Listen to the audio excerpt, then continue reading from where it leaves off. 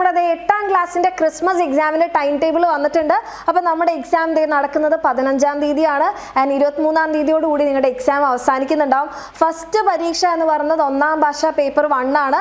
പിന്നെ നിങ്ങൾക്ക് ചൊവ്വാഴ്ച ഇംഗ്ലീഷ് ഉച്ചയ്ക്ക് ശേഷം ആൻഡ് ബുധനാഴ്ച എൻ്റെ കുട്ടികൾക്ക് 2 എക്സാമുകളുണ്ട്.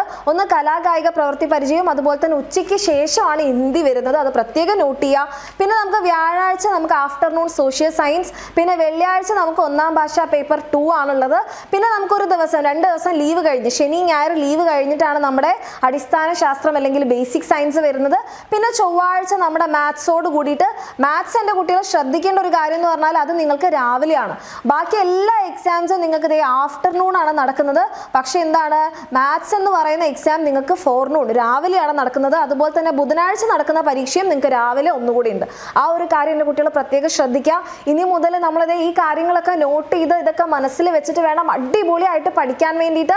എൻ്റെ കുട്ടികൾക്ക് എല്ലാവർക്കും ഓൾ ദി വെരി ബെസ്റ്റ്. ഇതെല്ലാം നിങ്ങൾക്ക് ഡീറ്റെയിൽ ആയിട്ട് പഠിക്കണം എന്ന് ആഗ്രഹം ഉണ്ടെങ്കിൽ നമ്മുടെ എക്സാമിനുള്ള ബാച്ചസിൽ അഡ്മിഷൻ എടുക്കാൻ താഴെ കാണുന്ന നമ്പറിൽ മെസ്സേജ് ചെയ്യാം.